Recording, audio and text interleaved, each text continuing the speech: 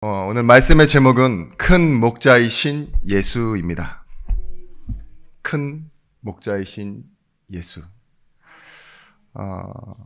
지난 말씀에서 순종은 나를 축복하기 원하시는 하나님의 말씀에 방향 맞추는 거라 그랬어요. 단순히 관리자와 일하는 사람이 그냥 순종하고 복종하는 것이 아니라 나를 축복하기 원하시는, 나를 너무도 사랑하시는 그 하나님의 뜻과 방향에 맞춰지는 것이 순종이라고 했고요. 또한 그 순종은 그렇기 때문에 영원한 것을 바라보고 있는 상태라고 말씀드렸습니다. 영원한 것을 바라보기 때문에 지금 내 이해와 안 맞고 내가 생각한 것과 달라도 뭐예요? 하나님이 원하시는 것을 바라볼 수 있는 게 순종이죠. 우리가 이 흔들리는 세상에서도 진정한 행복에 대한 기준이 흔들리지 않을 수 있는 것은 아마도 나 자신보다도 더 믿을 수 있는 예수를 믿고 있기 때문이 아니겠습니까? 그 예수가 우리가 함께 계신다는 것을 믿고 있는 여러분들은 이미 축복받은 사람들이십니다. 문득 그런 생각이 들었어요. 이 아침에 비가 추적추적 오지만 내가 나보다 더 나를 믿는다는 거, 그러니까 나보다 나를 더 믿는 그런 게 있다는 건 과연 뭘까? 첫 번째 드는 생각은 계산기입니다. 뭔가 계산이 안 맞으면 어떡하죠? 내가 계산하지 않고 계산기를 또 두들기죠. 계산기가 하는 게 나보다 더 맞다고 믿고. 돈을 어디다가 예금시키십니까? 은행에다가 예금하고. 그런 것처럼 때로는 그렇습니다. 내가 해온 일과 내가 해야 할 일보다 하나님이 하시는 일이 더 크고 더 완전하다는 걸 믿는 믿음. 그 믿음 때문에 오늘 여러분들이 이 자리에 앉아 하나님의 말씀에 경청하고 청종하는 것입니다. 우리나라가 대자를 좋아합니다. 특히 이 민족 가운데서도 큰 거를 굉장히 좋아하는 민족이에요. 뭐라 그러죠? 똑같이 줘도 남의 떡이 더 커 보이는 그런 민족. 그죠? 대한민국이잖아요. 대한민국. 옆에 얼마나 큰 나라들이 많은데 이 조그만 나라에 대한민국이라는 쓰는 우리나라에 소교가 있는 줄 아십니까? 중교 들어보셨어요? 한강에 있는 다리들은 다 대교예요. 그렇게 크지 않아도 성수대교. 일이 잘 되면 뭐라 그래요? 성과가 좋으면 대박 터졌다. 아니 저는 이해가 안 돼요. 박이는 진짜 옛날에 흥부농부에서 나오는 그 박이잖아요. 그 박이 터지면 뭐가 좋다고 예? 대박 터진다라는 말을 그렇게 쓸까? 그러니까 성공과 함께 크다는 연결돼 있어요. 히브리서 기자도 그런 식의 설명을 좀 합니다. 우리에게 있는 대사장은 큰 대제사장이요. 그렇죠? 근데 한문으로 쓰면 이제 대대제사장이요라고 나오고 헬라어로 쓰면은 여러분들이 알고 있는 메가라는 단어가 나옵니다. 메가 들어보셨죠? 뭐 영화관 이름도 메가박스 크다. 뭐 커피도 메가커피 뭐 이런 식으로 복권도 메가밀리언 뭐 이렇게 쓰는 게 있지만 메가는 비교할 수 없이 크다.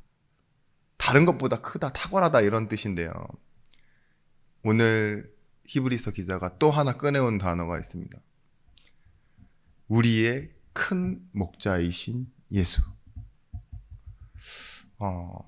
크다가 비유격에서 크다가 아니라 또 우리 이 민족의 이 풍토 속에 담겨 있는 문화적인 의미로 약간 조금 뭐라 그러죠?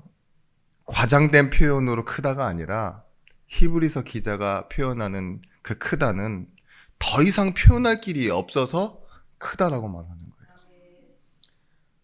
성경에 뭐 30배, 60배, 100배 얘기 들어보셨잖아요. 진짜 30, 60, 100이라는 뜻이 아니라 높여가다 더 높여갈 수 없는 것.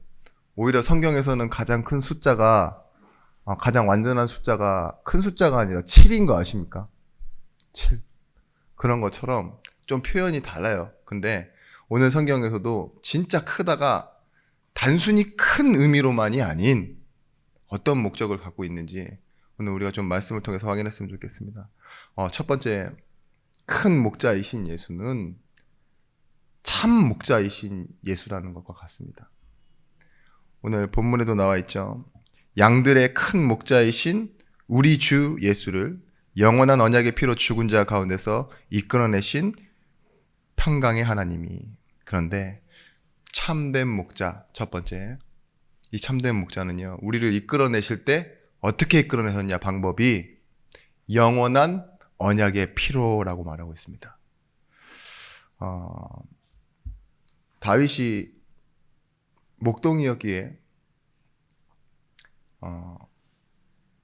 이 여호와는 나의 목자시니, 그리고 인도에 대한 표현, 이런 걸 많이 썼는데요. 성경이 시작될 때 이 아브라함, 이삭, 야곱, 이 특징이 뭐냐, 모세까지도 다 유목민이었어요. 모세는 물론 도망해서 40년을 광야에 있었지만, 그쵸? 그러니까 뭔가 이끌어간다라는 게 어떤 의미인지를 알아요. 그죠? 그리고 광야 생활하던 이스라엘 백성들도 뭐예요? 하나님이 출애굽 시키셔서 가나안으로 이끌고 가시는 과정이죠. 그리고 나라를 만드시고 왕을 세우시고, 그래서 계속 역사를 이끌어 가시는 모습들을 보여주시는데, 우리에게는 무엇입니까? 오늘날 우리에게, 여러분의 인생에서 여러분이 그 시대마다 다 살아계셨던 건 아니잖아요. 오늘 이 시대만 살잖아요. 그죠? 그런 것처럼 오늘 이 시대 속에 말씀받은 나는 도대체 뭡니까? 목자 되시는 예수께서는 나를 무엇으로 이끌어 가십니까? 이 질문을 해보셔야 돼요. 첫 번째는 나를 붙잡으신 거예요. 목자 되신다는 것은 나를 지켜보시고 나를 붙잡고 계시다는 거예요. 필립 켈러라는 목사님, 지난번에도 한번 설명드린 적이 있는데, 이분이 실제로 시골 출신인데 자라면서 목자로 자랐어요. 그러다가 목사님이 되셨으니까 양들의 생리에 대해서 너무 잘 알아요. 그리고 양들이 얼마나 무지한지, 이거를 성경적이거나 뭐 이런 식으로 해석하기보다는 자기가 삶 속에서 겪었던 양들에 대해서 많은 표현을 하는데요. 조금만 줄여놓고 얘기하면은 양들은 정말 지밖에 모른대요. 그리고 다른 동물들에 대해서 떨어져도 너무 떨어져. 특히 어디서? 생존의 본능에 대해서 다 떨어진대요. 뭉쳐놓으면 서로 밟아 죽이질 않나. 그것도 눌린 놈은 가만히 있다가 숨도 못 쉬어서 죽질 않나. 넘어지면 놀래서 죽질 않나. 넘어졌는데 다친 데가 없는데도 놀래서도 죽는. 눈이 어두워서 뒤를 따라가는데 양 뒤를 꼭 따라가요. 근데 따라가는데 앞에서 절벽으로 떨어져도 그걸 못 보고 떨어지질 않나. 그리고 무리에서 한번 이탈하면 돌아가질 않는데요. 웬만하면 무리만 따라다니는 게 무리에서 한번 이탈하면 절대로 돌아가지 않아요. 그래서 주의 지팡이가 막대기가 안위에서 데려온다는 말 보셨죠? 다리를 부러뜨려서 데리고 와야 되는데, 유명한 사진들, 옛날에 식당에 되게 많이 걸렸었는데 예수님이 자기 머리에 몇 배 되는 양을 이렇게 메고 돌아오시는 장면이 옛날 그림에 많았어요. 못 보셨나요? 저는 이게 참 좀 물리학적으로 안 맞다라고 생각한 적이 되게 많은데, 근데 예수님의 얼굴은 너무 그 아랍의 미남처럼 생겼고 양은 부피가 큰데도 되게 가뿐히 들고 오시는 그 약간 힘센 예수님의 모습이 있었는데, 그렇대요. 근데 이 목사님이, 필립 켈러 목사님이 하신 말, 양들은 진화론적인 입장에서 봤을 때 진화론은 틀렸다라고 말할 수밖에 없다고. 왜냐? 진화론에서는 적자 생존론이라는 게 있거든요. 강한 것만 살아남게 돼 있어요. 그죠? 그러니까 그냥 힘의 세계, 약육 강식의 세계에서는 강한 존재만 살아남을 수 있는데, 양은 뭐예요? 철저하게 가축으로만 살아남을 수 있는. 그런 존재가 양이라고. 네, 여러분 아시다시피 우리가 살아있는 동안에 이 시대에도 멸종된 동물들이 굉장히 많아요. 특히 한국에 호랑이가 없어진 이유, 그게 이제 얼마 전에도 뉴스에 나왔잖아요. 그 K-팝 데몬 헌터스라고. 거기에서 넷플릭스에서 나오는 컨텐츠일 뿐인데, 그것도 애니메이션. 거기서 호랑이가 없어진 이유를 일본 때문이라고 이렇게 잠깐 소개를 했는데, 그것 때문에 뭐 일제, 압제의 역사가 다시 드러나기도 하고, 수면 위로. 뭐 그렇다니까요. 이 지금 컨텐츠들이 있잖아요. 한류 컨텐츠들이 역사를 조금씩 담고 있고, 그걸 조금씩 비춰내고 드러내기도 해요. 근데 그 정도가 아닙니다. 우리가 지금 보는 말씀에서는 무엇을 보느냐?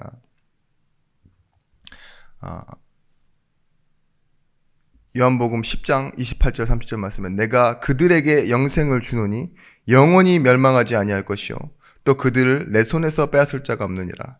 그들을 주신 내 아버지는 만물보다 크심에 아무도 아버지의 손에서 빼앗을 수 없느니라. 나와 아버지는 하나라 하신대. 예수를 우리에게 주시고 우리를 붙잡으셨는데 아무도 빼앗을 수 없는 손에 우리가 붙잡혔다고. 그래서 나와 아버지는 하나라 하신데, 이 뜻은 뭡니까? 하나님의 뜻을 예수께서 이루고 계시다, 이 말이십니다. 도둑이 오는 것은 도둑질하고 죽이고 멸망시키려는 것뿐이요 내가 온 것은 양으로 생명을 알게 하고 더 풍성히 얻게 하려 하는 것이라. 그쵸? 오신 이유에 대해서도요, 도둑이 오는 것은 도둑질하기 위함이지만 내가 오는 것은 목자로 왔다. 양으로 인하여 생명을 얻게 하기 위해서, 그것을 더 풍성히 하기 위해서 내가 왔다라고 말하고 있죠. 이게 참된 목자 되신 예수님이십니다. 영원한 언약의 피의 뜻은 뭐냐? 언약의 피란 어느 순간 상처나서 흘리는 피가 아닙니다. 약속대로 흘리시기로 한 피 있죠. 언약대로의 피, 영원한 피. 나를 위하여 대신 흘려주시기로 작정하고 흘리신 피 있죠. 그리고 약속되었던 그 언약의 피, 그 피를 말하고 있습니다. 스가랴서 7장 11절, 9장 11절 말씀 읽어드리겠습니다. 그들이 듣기를 싫어하여 등을 돌리고 듣지 아니하려고 귀를 막으며. 우리가 그렇다고요. 귀를 막고 등을 돌려버리는데도요. 또 너로 말하신대 내 언약의 피로 말미암아 내가 내 갇힌 자들을 물 없는 구덩이에서 놓았나니. 언약의 피로 하나님께서 물 없는 구덩이에서 우리를 이끌어내신대요. 예수가 오시기 전 700년 전 이사야의 예언에도 이렇게 나와 있습니다. 우리는 다 양 같아서 그릇 행하여 각자 제 갈 길로 갔거늘 여호와께서는 우리 무리의 죄악을 그에게 담당시키셨도다. 우리는 제 갈 길로 가는데 하나님은요, 그 죄악을 누구에게? 목자이신 예수에게 담당시키셨대요. 나는 선한 목자라. 내가 내 양을 알고 양도 나를 아는 것이 아버지께서 나를 아시고 내가 아버지를 아는 것 같으니 나는 양을 위하여 목숨을 버리노라. 참된 목자, 선한 목자 뜻이 무엇입니까? 양을 위해서 자신의 목숨을 버릴 수 있는 그런 목자가 예수라고 말하고 있는 거죠. 한번 여러분 잘 알고 있는 이사야 53장 4절 그리고 6절 말씀에 한번 오늘 제목을 한번 집어넣어 보겠습니다. 그는 실로 우리의 질고를 지고 라고 할 때 그를, 예수님이잖아요. 큰 목자 예수. 제가 한번 읽어드릴게요. 큰 목자 예수는 실로 우리의 질고를 지고 우리의 슬픔을 당하였거늘 우리는 생각하기를 그 큰 목자 예수는 징벌을 받아 하나님께 맞으며 고난을 당한다 하였노라. 그 큰 목자 예수가 찔림은 우리의 허물 때문이요 그 큰 목자 예수가 상함은 우리의 죄악 때문이요 그 큰 목자 예수가 징계를 받음으로 우리는 평화를 누리고 그 큰 목자 예수가 채찍에 맞음으로 우리는 나음을 받았도다. 우리는 다 양 같아서 그릇 행하여 각기 자기 제갈 길로 갔거늘 여호와께서는 우리의 모든 죄악을 그 큰 목자 예수에게 담당시키셨도다. 이사야 53장 4절에서부터 6절의 말씀이었습니다. 여러분, 우리가 부활절 때 찬양하는 찬송가 160장 뭐라고 했죠? 무덤에 머물러, 이 찬양 하잖아요. 예수님은 죽음을 담당하시고 우리를 위해 죽으셨지만 죽음에 남아 계시지 않았습니다. 부활하신 예수가 되셨죠. 이처럼 우리도 뭐예요? 죽음에 남겨놓으시지 않겠다는 하나님의 방법이었어요. 여러분, 부활절 찬양, 원수를 다 이기고 뭐 하셨다고요? 무덤에서 살아나셨네. 어두움을 이기시고 나와서 성도와 함께 길이 다스리시네. 리듬을 좀 넣어드려야 됩니까? 화음을. 이게 제가 글을 읽듯이 하면 여러분들이 조금 애매하시더라고요. 기억이 안 나. 근데 약간 음문정을 조금만 넣어드리면은, 이렇게 다 기억하시는데, 맞아요. 양들의 큰 목자이신 우리 주 예수를 영원한 피로 죽은 자 가운데서 이끌어내신 평강의 하나님이, 이게 오늘 본문입니다. 무엇으로? 영원한 피로. 언약의 피로. 그런데 우리 한번 생각해 봐야 됩니다. 이끌어내셨다는 그 의미가 오늘은 좀 달라야 돼요. 말씀에서는. 두 번째, 무엇에서 어떻게 이끌어내셨냐? 죽은 자 가운데서 이끌어내신 평강의 하나님. 20절 말씀 우리가 읽었죠. 죽은 자 가운데서 이끌어내신 평강의 하나님이가 오늘 이 본문에 있어요. 우리들 죽은 자 가운데서 이끌어내셨습니다. 다시 한번 말씀드리겠습니다. 죽은 자 가운데서 여러분들이 이끌어냄을 받은 사람들입니다. 네. 진짜 일반적인 목자는 살아있는 것에 대해서 살아가게 만들 뿐이잖아요. 그죠? 양들을 지키는 목자가 막 양을, 물론 태어날 때는 이렇게 잘 받아주지만, 그죠? 죽인 거 다시 살려놓고 막 이런 능력은 없어요. 이거 죽은 양들 가운데 살아서 나와라, 이렇게 하는 게 없어요. 그냥 생존이, 생명. 살아있는 걸 잘 살아가도록 하는 게 목자인데, 오늘은 뭐라고 말하고 있냐? 이 목자는요, 죽은 자 가운데서 우리를 불러내시는 분이라는 거예요. 여러분, 부활이라는 건 단순히 또 죽을 건데 잠깐 살려놓는 그런 개념이 아닙니다. 아시죠? 그 상태예요, 상태. 우리의 금요일날도 말씀드렸지만 우리가 왜 두려워하느냐? 죽을 육체를 갖고 있기 때문에, 하나님의 영을 갖고 있지만 죽은 육체를 가지고 살기 때문에 뭐예요? 죽음의 두려움이 온다 그랬어요. 그죠? 이 죽음의 두려움이 단순히 그냥 무서워하는 마음이 아니라, 그래서 뭐예요? 욕심을 낸다고요. 어떻게든 살아내려는 그 본성들이요, 피하기도 하고, 욕심을 내고, 막 돈을 가지려고 하고, 뭐 준비를 하기도 하고, 나를 믿어내려고 하는 것. 근데 그걸 이겨내는 방법이 뭐라 했냐? 우리를 하나님의 형상대로 만드신 것 알고 하나님의 성령으로 나를 채워내면, 그죠? 이 육체의 소욕과 욕심을 이루지 않는다 그랬어요. 그죠?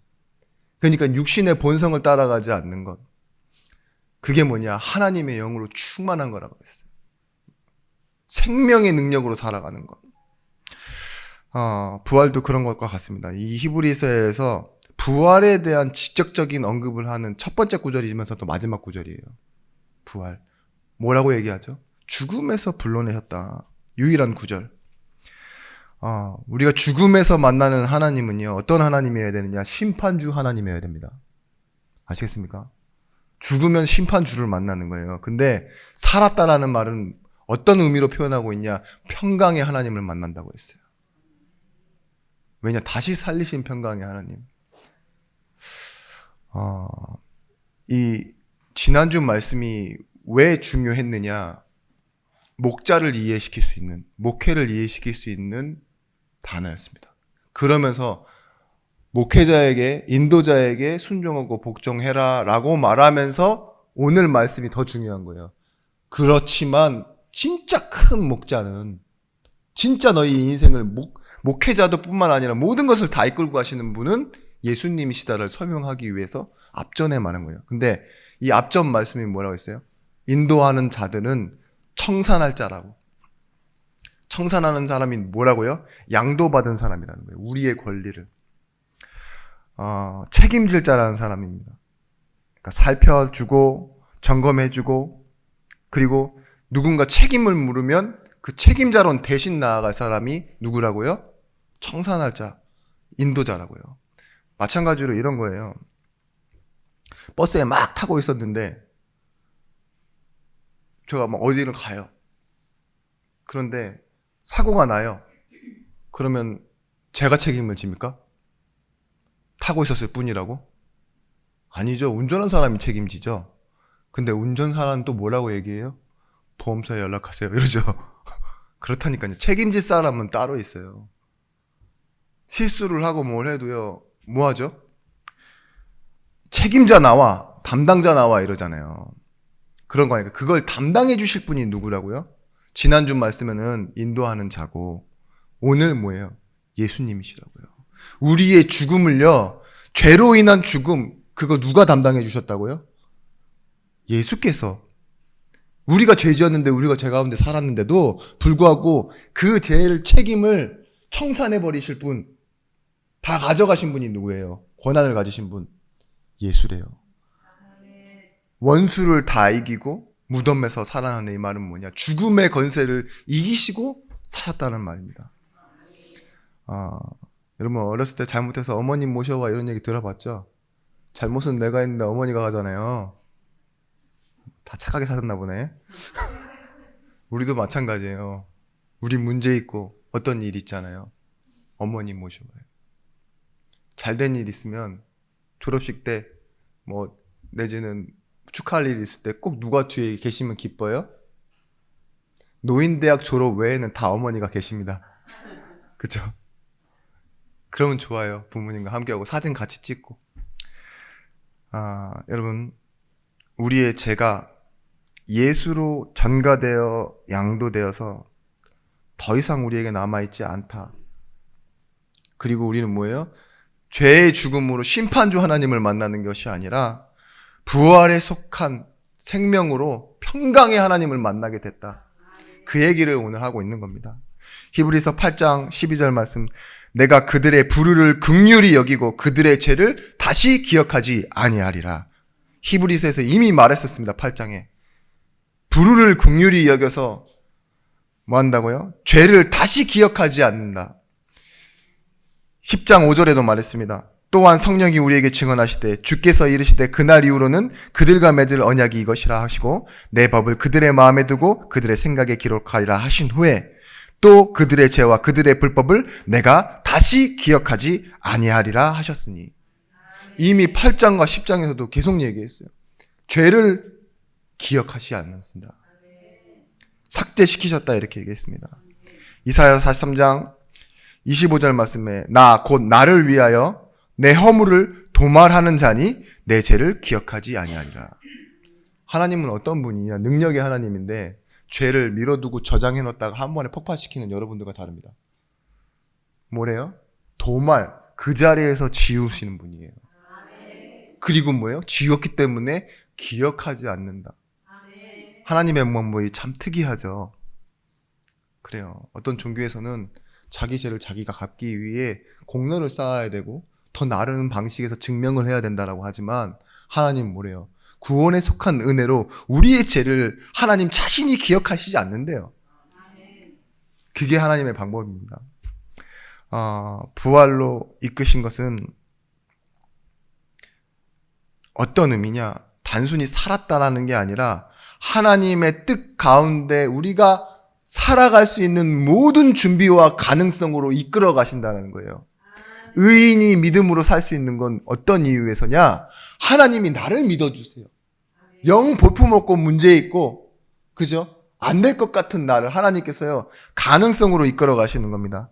여러분, 집을 샀는데, 돈을 냈는데, 사인을 안 하고 와요. 그럼 어떻게 된 거예요? 그 집, 누구 거죠? 아직은 내게 아니죠. 돈만 준 거죠. 그죠? 뭐 돈을 내고서 물건을 아직 안 받았어요. 물론 결제창이 살아있으면 우리는 택배를 곧 받을 것이지만 그렇지 않은 경우 있잖아요. 하나님이 우리가 집을 안다고 해서 집이 있다고 해서 집으로 언제든지 갈 수 있는 그런 존재가 아니라 붙잡히고 묶인 노예 같은 사람들이라고. 그죠? 분명히 이 출애굽한 백성들이요. 가나안을 가야 한다는 건 알지만 갈 수 있는 힘이 있었습니까? 없었죠. 가면서도 자기네들끼리 찢어지고 불신하고 이러잖아요. 근데 뭐 하세요? 이끌어 가세요.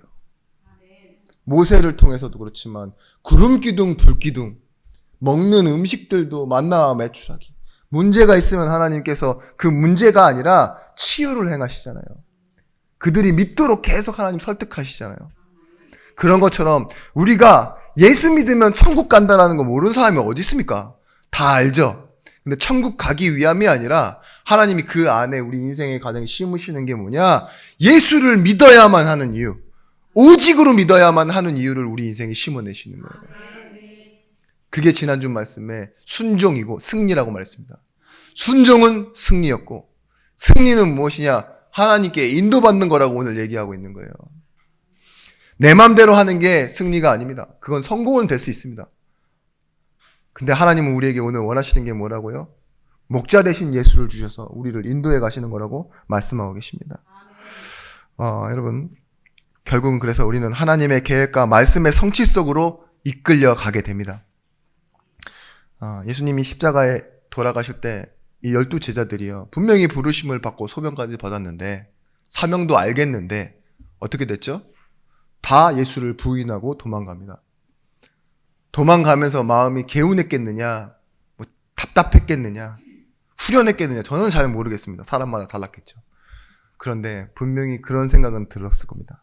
3년 공생애를 매일과 같이 따라다녔는데 허탈하다. 그 정도가 아닐 거예요. 성깔 있으신 분들은 환멸을 느낄 수도 있어요. 이게 도대체 뭔가.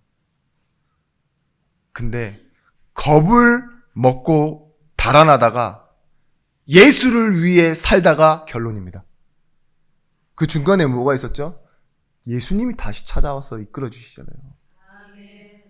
겁을 먹고 도망하다가 예수를 위해 살다. 얼마나 대단한 일입니까? 제자들은요, 하나님의 함께 하심, 그 예수님의 함께 하심을 가지고,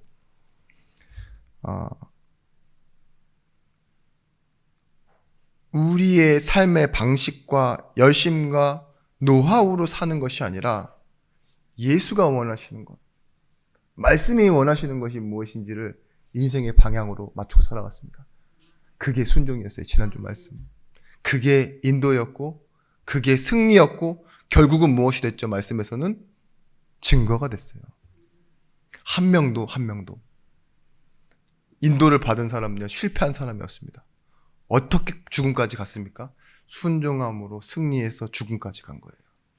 함께 하심으로 어디까지 갔습니까? 죽음까지 갔다니까요. 순교. 그게 우리의 끝입니다. 여러분, 하나님이 함께 하시는 것, 이 함께에 우리는 그냥 참여하는 것처럼만 보이지만 하나님은요, 이 일을 두고 준비하시고 지금도 일하시고 끝까지 만드시겠다는 그 의지를 가지시고 뭐 하신다고요? 지금 여러분을 바라보고 계세요. 오늘 말씀하고 계십니다. 세 번째, 모든 선한 일에 온전하게 하사. 오늘 말씀 21절 말씀이죠. 모든 선한 일에 너희를 온전하게 하사 자기의 뜻을 행하게 하시고 그 앞에 즐거운 것을 예수 그리스도로 말미암아 우리 가운데서 이루시기를 원하노라. 모든 선한 일에 온전하게 하사. 온전하게 하사라는 말은 과거에 할 수 없는 일을 할 수 있도록 만들어 가신다 이 말이에요. 믿음이라는 단어를 그렇게 한번 설명드린 적 있죠. 믿음은 이 유대교에서 말했던 율법의 믿음이 아니라고. 하지 말라, 이게 믿음이 아니라고. 무조건 안 하고 지키고, 이게 믿음이 아니라 할 수 없는 일을 할 수 있는 것. 그렇지만 더 잘할 수 있도록 만들어내는 게 뭐라고요? 믿음이라고. 노아가 어떻게 그렇게 방주를 지어낼 수 있었습니까? 그죠? 아브라함이 어떻게 모리아 산에서 이삭을 드릴 수 있게 되었냐고요. 처음 등장한 아브라함의 모습을 보면. 그죠? 안 하는 게 아니에요. 지키는 게 아닙니다. 할 수 없는 일을 할 수 있도록 하시는 것. 근데 이 온전하게 한 단어를 영어로 온전, 이게 equip라는 단어가 씁니다. 준비되어 갖추도록. 그러니까 하나님은 지금 말씀을 통해 뭐 하시느냐? 준비되도록 하십니다. 행하게 하시고, 준비돼서 뭐 한다고요? 행하도록. 요한복음 20장 21절 22절 말씀에 예수께서 또 이르시되 너희에게 평강이 있을지어다. 아버지께서 나를 보내신 것이 나도 너희를 보내노라. 이 말씀을 하시고 그들을 향하여 숨을 내쉬며 이르시되 성령을 받으라. 같은 말입니다. 평강, 너희에게 평강이 있을지어다로 시작하시고, 아버지가 나를 보내신 것 같이 나도 너희를 보내겠다 미션을 주시고, 평강, 미션, 그 다음에 뭐하죠? 성령을 받으라. 인도를 받으라, 이 소리예요. 시작, 보냄, 그게 뭐예요? 하나님은요, 준비를 같이 보내시는 거예요. 성령을 받으라. 그리고 뭐하죠? 우리 가운데 이루시기를 원하노라. 말씀처럼 모든 선한 일에 온전하게 하사 우리 가운데 이를 이루시는 하나님. 이분이 누구십니까? 큰 목자 예수님이십니다. 여러분, 결론적으로 인정하고 붙드셔야 돼요. 손으로 막 붙잡고 따라가라는 소리가 아니라 마음의 동의, 그리고 감사, 기도하는 것 있죠. 그게 인정하고 붙드는 거예요. 붙든다라는 표현이 너무 조금 우리 입장에서의 동참같이 느껴서 저는 잘 안 쓰는 단어긴 한데요. 좀 반대격으로 얘기하면 좀 내팽개치지 마세요. 전혀 상관없는 것처럼 멀리 계시지 말라고요. 말씀과 가까워야 됩니다. 포기하지 마시고 손 놓지 마십시오. 왜냐? 하나님은요, 여러분을 큰 목자 되신 예수께서 이끌어가고 계셔요. 그렇기 때문에 내팽개치지 않은, 손을 놓지 않은 증거가 뭐냐? 여러분 생각의, 마음의, 혼자의 결정. 그런 방식으로 살지 마시라고요. 다 그렇게 생각하잖아요. 오래 고민해서 결정했습니다. 나쁜 거예요. 하나님께 기도해야죠. 고민해서 결정하고 화가 나서 이제 차다 안 되니까 폭발시키고 하지 마시고 하나님께 물어보시고, 그리고 뭐예요? 말씀으로 응답을 받으세요. 답을 주십니다. 우리 양심에 성령께서 일하시고. 근데 혼자 결정하는 건 저는 뭐라고 생각하느냐? 말씀에도 나와 있잖아요. 고와 같이 너희를 버려두지 않으리. 우린 고아가 아니에요.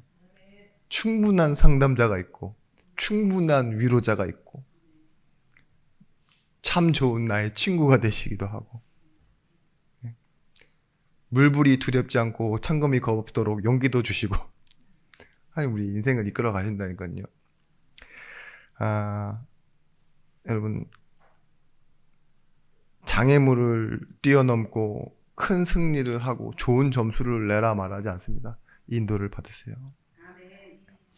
죽음에 더 이상 끌려가지 않는다, 이 말이 무슨 말이 있겠습니까? 늙어가는데요, 두려움으로 살지는 않아요. 죽음에 끌려가는 사람은 두렵잖아요. 근데 부활의 능력으로 살아가는 사람들은요, 항상 새 힘과 새 용기가 나오게 돼 있습니다. 응답보다 더 큰 것이 무엇이냐? 정체성입니다. 응답은 여러분 받았으면 이게 받았구나, 좋구나, 나쁘구나 이렇게 알 수 있는데, 그거보다 더 큰 건 뭐냐?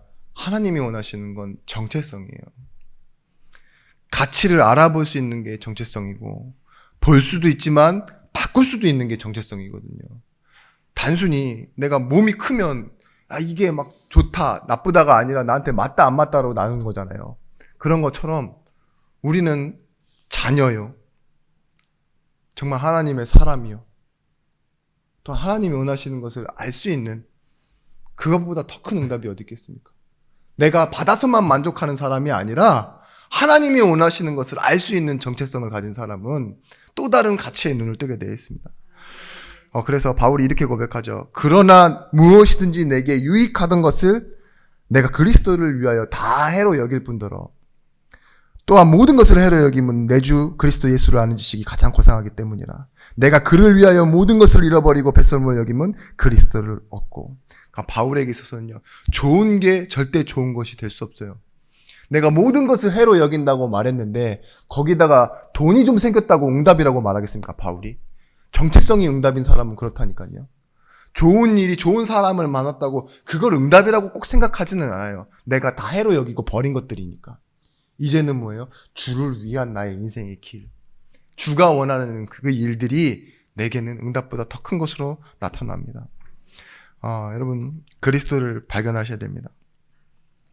그러면 다 필요 없고 다 쓸모없다고 했더라도요, 그것이 다 쓸모있고 필요 있는 것으로 바뀌어지기 시작합니다. 그게 교회예요. 죄인들이 와서 자녀 되어지는 곳. 쓰레기 같은 일들이 뭐예요? 재활용된다가 아니에요. 하나님 보시기에 가장 중요하고 최고로 필요한 것이 되어지는 것. 히브리서 1장 2절 말씀에 이 모든 날 마지막 날에는 아들을 통하여 우리에게 말씀하셨으니 이 아들을 만유의 상속자로 세우시고 또 그로 말미암아 모든 세계를 지으셨느니라. 이는 하나님이 영광의 강체시오 그 본체의 형상이시라. 그의 능력의 말씀으로 만물을 붙드시며 죄를 정결하는 일을 하게 하시고 높은 곳에 계신 지극히 크신 이의 우편에 앉으셨느니라. 여러분, 선택 중요합니다. 인생에서 진짜 중요한 건 선택이에요. 근데 그보다 더 중요한 게 뭐냐? 기도하는 겁니다. 선택해놓고 기도하지 마십시오. 그거는 하나님 속이는 거예요. 선택과 기도 두 가지만 얘기했는데 딱 선택해놓고 이거 주세요 이게 기도하는 건 조금 앞서가는 거죠. 너희가 악할지라도 자녀에게 좋은 것을 줄 수 있지 않느냐. 누가 뱀과 정갈을 주겠냐. 생선을 달라는데 얘기하잖아요. 근데 하나님께서요 이렇게 얘기하세요. 하물며 하늘에 계신 아버지께서 성령을 주시지 않겠느냐. 비유격으로 얘기한 거예요. 하나님이 가장 좋게 우리를 위해 주신 것이 뭐라고요? 자녀를 위해서? 성령. 믿으셔야 돼요. 장사꾼은 여러분에게 잘해줄 수 있는 게 액수에 맞게 팔기만 하면 돼요.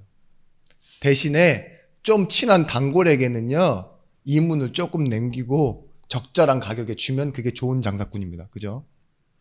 선생도요, 좋은 선생은요, 자기가 알고 있는 최선에 대해서 책임을 다하고, 그죠? 남들보다 좀 더 잘해주면 좋은 선생님이라는 소리 들어요.